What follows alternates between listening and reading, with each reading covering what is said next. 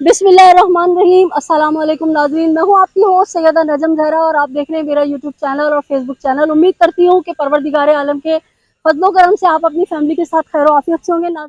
नाज़रीन, इस वक्त मैं हब सेशन कोर्ट में खड़ी हुई हूँ। मेरे अतराफ में अगर मेरा कैमरामैन घुमाएगा तो यहाँ मसीह बरादरी के बहुत सारे अफराद जो हैं वो जमा हैं, जो कि सरापा एहतजाज बने हुए हैं कि उनकी बच्ची को इस तरह से जो है घर के दरवाजे से अगवा कर लिया गया और कोई उनकी दादरसी नहीं कर रहा है। मेरे साथ अमजद साहब के जो मगवी बच्ची अदीबा है उनके वकील साहब मौजूद हैं। आज कमरा अदालत में क्या हुआ तमाम तर डिटेल लेंगे हम इनके वकील से। अस्सलाम वालेकुम सर। वालेकुम, कैसे हैं आप? तबीयत ठीक है आपकी? अल्हम्दुलिल्लाह अल्हम्दुलिल्लाह। सर, ये केस बड़ा पेचीदा होता जा रहा है और आज एक वो था कि शायद इसकी ज़मानत मनसूख होगी तो ये अंडर कस्टडी जाएगा, ट्रायल चलेगा। क्या हुआ आज कमरा अदालत में? देखें, मैं सबसे पहले अपना तारुफ़ कराऊँ, अरुण प्रसाद, एडवोकेट हाई कोर्ट। हम स्पेशली कराची से आए। जब इस बच्ची का पता चला, नुमान भाई एनसीजीपी जो है काम कर रही हैं, तो उन्होंने हमें इनवाइट किया कि आप आएँ और हम बिल्कुल प्रो बोनो इस केस में आए कि हम अपनी कम्युनिटी के लोगों की ज़रूर मदद कर पाएँ। जब यहाँ आए तो आज ये बेल जो है वो कन्फर्मेशन के लिए रखी हुई थी, क्योंकि हमारे पास केस के रेलिवेंट डॉक्यूमेंट नहीं थे। हमने खुद कोर्ट से आज गुजारिश की कि हमें डेट दी जाए ताकि हम डॉक्यूमेंट्स को परस्यू करें। लेकिन जब हमने कोर्ट फाइल देखी, कोर्ट फाइल में जो डॉक्यूमेंट्स लगे हुए हैं बच्ची के मज़हब तब्दील करने के और फिर फ्री विल के लगे हुए हैं, तो बहुत सी केस में कंट्राडिक्शन है। और फिर जिस तरह से अगर हम केस के फैक्ट्स की बात करें, तो केस के फैक्ट्स ये हैं कि बच्ची वो 5 साल से इनके पास जो है वो जॉब करती थी, पहले इनके स्कूल में, फिर इनकी फैक्ट्री में। अब जहाँ मामला इश्क का है, अब ये जो शख्स है, बशीर नामी शख्स है, इसकी तीसरी शादी है और इसकी बेटियां जो हैं वो इससे बड़ी हैं, बच्ची से बड़ी है। और अगर बच्ची को इश्क होना था जी तो उस फैक्ट्री में काम करती थी, तो उसके जवान बेटों से इश्क क्यों नहीं हुआ?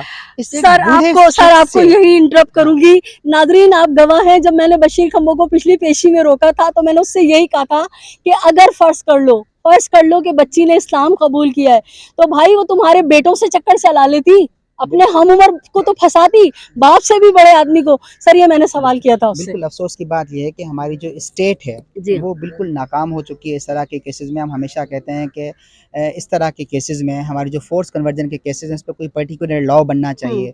लेकिन पर्टिकुलर लॉ अगर नहीं भी बन रहा, तो जिस तरह से एक अगवा का केस था, तो आईयू ऑफ द केस ने रद्दी इसमें कोई आज तक इन्वेस्टिगेशन नहीं की। बिल्कुल आईयू ऑफ द केस ने ये इन्वेस्टिगेट करना था कि ये मैटर अगर प्योरली मजहब था, अगर लड़की को मजहब से प्यार था, बिल्कुल तो मैं कहता हूँ कि बशीर साहब को हम फिर सलाम पेश करते कि वो बच्ची की कन्वर्जन के बाद अपने बेटे से निकाह पढ़ाते। एग्जैक्टली। तो हम खुश हो जाते हैं कि चलें आप अपने जवान बेटे से। लेकिन आपने क्यों शादी कर ली, तीसरी शादी, जबकि आपकी अपनी बेटियां जी वो इससे बड़ी हैं और आपने अपनी बेटियों से छोटी उम्र की बच्ची के साथ शादी कर ली। और फिर बच्ची के अगर आप फैक्चुअल ग्राउंड देखें, मैं कहता हूँ कि अगर मैं इन्वेस्टिगेशन ऑफिसर होता या देखने वाले, अगर आप अपने आप को एक लम्हे के लिए महसूस करें कि आप इस केस के इन्वेस्टिगेशन ऑफिसर हैं, तो थोड़ा सा अगर आप फैक्चुअल पोजीशन में जाएंगे, जी हाँ तो वो जो बच्ची जो यहाँ से गई है, वो बच्ची ने ऑलरेडी एंगेजमेंट की हुई थी, लव एंगेजमेंट। एग्जैक्टली अपने क्लास फेलो के साथ वो मोहब्बत करती थी, घर वालों ने पसंद से उसकी मंगनी कराई। अब 11वें महीने में, नवंबर में उनकी शादी होनी थी। अब ऐसे हालात वाकयात में बच्ची क्यों भागी? हमने अमूमा देखा हमारे यहाँ, जिस तरह से आपने घरों में भी देखा होगा, मैं देखने वाले को बता रहा हूँ, हम हमेशा ये कहते हैं कि हमारे यहाँ सबसे पहले बच्चियाँ जो है ना, वो खानदान में मामा, चाचा, ताया, वहाँ से सेक्सुअल अब्यूज़ होती हैं। फिर ये हिरासमेंट स्टार्ट होती है वर्क प्लेस पे। क्या पता ये शख्स बशीर जो है, अगर प्रॉपर इन्वेस्टिगेशन हो, उसने बच्ची के साथ कोई ज्यादती की हो, कोई जिना किया हो, और जिना करने के बाद अपने आप को बचाने के लिए। अब देखें, यहाँ पे लास्ट टाइम हमने एक केस, खैरपुर का एक केस हमारे सामने आया, उसमें भी यही था। बच्ची एक खजूर की कंपनी में काम करती थी, तो वहाँ के मालिक ने बच्ची के साथ जिना करके फिर वीडियो बनाई, और वीडियो बनाने के बाद फिर बच्ची से वो जो, अब उनके वकील साहब हमें मिले, वो बता रहे थे कि बच्ची का 164 का स्टेटमेंट जो है ना, वो कोर्ट के सामने रिकॉर्ड हुआ है। तो मैं आप दोस्तों को बताता चलूँ कि आजकल आपने पीटीआई का इशू देखा होगा कि नामवर सियासतदान हमारे वो किस तरह से सोशल मीडिया पे आके कह रहे हैं कि हम पीटीआई छोड़ रहे हैं। सर, मैं और आप कराची के 19 जून 92 से हमने बड़ा देखा कि हम इस पार्टी को छोड़ रहे हैं, फला लीडर ऐसे, फला लीडर, हम तो इस सब का बहुत मंज चुके हैं इन सब चीजों से। जब देखें यहाँ पे हमारे एमएनए एमपीएस भी टॉर्चर प्रेशर में आके पार्टी छोड़ते हैं। जी हाँ तो एक नन्ही सी बच्ची, जी ठीक है, जिसका कोई पुरसाने हाल नहीं है, और सिर्फ इस बात पे रिलाय किया जाए कि बच्ची ने कोर्ट के सामने बयान दिया। जी अब वो बयान किस कंडीशन में दिया गया, और फिर आईयू ऑफ द केस ने प्रॉपर इन्वेस्टिगेशन करनी है केस की कि क्या वाकई बच्ची का कोई इश्क था। अगर इश्क था तो बच्ची का मोबाइल ट्रैक देखना चाहिए। क्या पता बशीर का अगर मोबाइल ट्रैक देखा जाए, उसने किस तरह से बच्ची को ब्लैकमेल किया हो। तो मैं समझता हूँ कि इसमें फर्दर इन्वेस्टिगेशन होनी चाहिए। मैं जो हमारे यहाँ पे हमारी जो एजेंसीज हैं, उनसे, हमारी पुलिस से, मीडिया के तवस्सुल से हम ये गुजारिश करना चाहेंगे कि इस केस को प्रॉपर इन्वेस्टिगेट किया जाए, पहलुओं को देखा जाए, ये भी देखा जाए कि क्या वाकई लड़की को प्यार था, अब इस्लाम से प्यार था। अगर इस्लाम से प्यार था तो फिर बशीर ने शादी खुद क्यों की, भाई बच्चे की करा लेता। 9 बेटियां थी ना, 10वीं इसको बना के रख लेता, कहीं चाइल्ड प्रोटेक्शन में रखवा देता, दारुल अमान में रखवा देता। जब बच्ची के वालिदैन से बात हो जाती कि भाई बच्ची आपकी मुसलमान होगी तो किसी अच्छे घराने में देख के शादी करा देता। इस्लाम कबूल करना तो कोई इतना बड़ा मसला नहीं है। सदियों से 1400 साल से इस्लाम कबूल हो रहे हैं और अच्छे रवैयों की वजह से, अच्छे किरदार की वजह से रसूल अल्लाह ने तलवार के जोर पे इस्लाम नहीं फैलाया है, अपने अमल अपने किरदार से फैलाया है। तो बशीर खंबो उस बच्ची को अगर फर्ज करें 2 मिनट के लिए सोच लिया जाए कि बच्ची अपनी मर्जी से इसके पास आई और इस्लाम कबूल कर लिया, तो दारुल अमान में रखवा देता, चाइल्ड प्रोटेक्शन में रखवा देता, किसी अजीज के यहाँ अमानत एहतराम से रखवा देता, इनके माँ बाप को कन्वे करता, इनको कायल करता कि भाई आपकी बच्ची मुसलमान हो गई, और उसके बाद कोई अच्छा सा मुसलमान घराना देख के रुखसत कर देता, तो माँ बाप भी कुछ नहीं कहते। मगर आपको एक और हैरत अंगेज बात बताऊं, ये शख्स 2 शादियां पहले कर चुका है और तीसरी शादी की है इसने ये। तो भाई तुझे क्या मौत आ रही है, ऐसी क्या तूने मेरे मुंह से निकल जाएगी कोई मर्दों वाली बात कि ऐसी क्या मुसीबत आ गई कि तीसरी शादी भी कर ली, 2 जवान बेटे थे उनसे करवा देता। तो नाज़रीन ये सिर्फ टोपी ड्रामा है और मैं वकील साहब से मजीद अपडेट लेना चाहूँगी। देखिए हमारे यहाँ इस तरह के जो केसेस हैं, मैं समझता हूँ कि ये मज़हब से हट के ये किस्सा, मैं समझता हूँ कि I belong to Hindu family. ये ये केस जो है है सर, ये केस जो है वो किसी मज़हब का नहीं है कि हम अपने आप को बोलें कि हम मुस्लिम, हम हिंदू, हम क्रिश्चियन। ये स्टेट का एक केस है, हम सब पाकिस्तानी हैं, चाहे हम किसी भी मज़हब से ताल्लुक़ रखते हो। हमारा कहना सिर्फ ये है कि हमारे साथ इंसाफ़ होना चाहिए, और इंसाफ़ तब मुमकिन है जब इसकी पर्टिकुलर इन्वेस्टिगेशन केस की होगी, और हम इंशाल्लाह कोर्ट में नेक्स्ट डेट पे कोर्ट से इंतज़ार करेंगे कि कोर्ट जो है इस केस की फर्दर इन्वेस्टिगेट करे और ये मुलजिम जो है बशीर, इसकी बेल रद्द करे।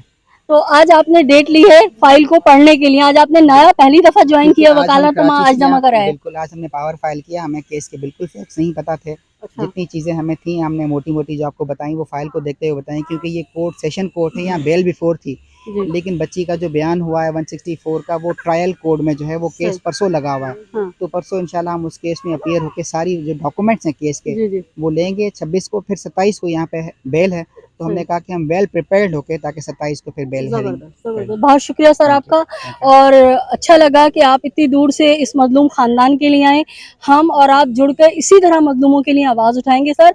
जब तक हम और आप फील्ड में नहीं आएंगे तो इस तरह से जुल्म होते रहेंगे, और मुसलमानों का, सुन्नी शिया का, हिंदू का, सिख ईसाई का कोई मैटर ही नहीं है। ये ह्यूमन ट्रैफिकिंग है, ये कारोबार कर रहे हैं, हमारी बच्चियों को उठा के फरोख्त कर रहे हैं। और देखिए मैं हमेशा कहती हूँ बेटियां सांझी होती हैं, चाहे वो हिंदू की बेटी हो, चाहे वो सिख की बेटी हो, चाहे वो ईसाई की बेटी हो, चाहे मुसलमान की बेटी हो, बेटियां सबकी सांझी होती है। कौम की बेटी है, पाकिस्तानी कौम की बेटी है, और हम मिलके आवाज़ उठाते रहेंगे। नाजरीन अभी कुछ देर कबल मैंने मुलजिम बशीर खंबो जो है उसके वकील से बात करने की कोशिश की, तो जिस तरह मैं भी आपको दिखाऊंगी, बशीर खंबो मुझसे डर के भागा है, और जो उसके फेस एक्सप्रेशंस थे वो आप देख सकते हैं। और जो इसका वकील था वो गोल चौरंगिया मुझे घुमाता रहा और मुझे सबक पढ़ाता रहा, सिखाता रहा कि ये कोर्ट की प्रेमिसेस है, यहाँ हम इंटरव्यू नहीं दे सकते, हम बात नहीं कर सकते। तो ये अभी भी मैं स्टिल भी सर मैं हब के अंदर खड़ी हुई हूँ, सेशन जज का जो कोर्ट है मैं यहाँ खड़ी हुई हूँ, और ये उसी तरह के काबिल वकील है। आप इनकी वर्दी देख लें, ऐसा नहीं है कि इनको कानून नहीं पता। इन्होंने तकरीबन आधा घंटा मुझसे बात की है।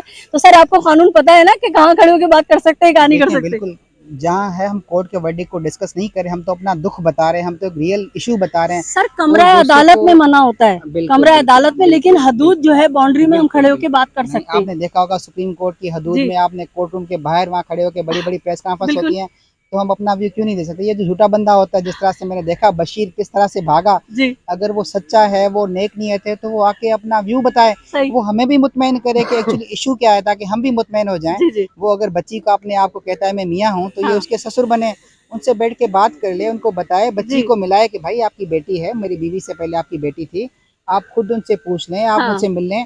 बच्ची को छुपाए फिर रहा है और खुद मुंह भगाए फिर रहा है, इसका मतलब कि दाल में कुछ काला है। और दाल काली नहीं, पूरी ही काली है दाल सर, पूरी ही काली है। तो नाजरीन उम्मीद जी, तो नाज़रीन उम्मीद करती हूँ कि ये लेटेस्ट अपडेट जो कोर्ट की हदूद में खड़े होकर मैं आपको दे रही हूँ आपको पसंद आई होंगी, और मुलजिम बशीर खंबो का जो वकील है उसका चौरंगियां घुमाना, उसका मुझसे सब बात करने के बजाय भागना। आप देख सकते हैं कि जो झूठा होता है वो हमेशा भागता है और सच्चा जो होता है वो हर चीज़ को फेस करता है। उम्मीद करती हूँ कि आप मेरे साथ इसी तरह जुड़े रहेंगे और हर मजलूम के लिए आवाज़ उठाएंगे। अपना अपने इत्राफ में बसने वालों का बहुत ख्याल रखिएगा, खुशियाँ बांटें, खुशियाँ समेटें, जालिम से नफरत करें, मजलूम का साथ दीजिए। अगर आपने मेरे चैनल को अब तक सब्सक्राइब नहीं किया है तो मेरे चैनल को सब्सक्राइब कीजिए, लाइक कीजिए, कमेंट कीजिए। अल्लाह निगहबान, पाकिस्तान जिंदाबाद।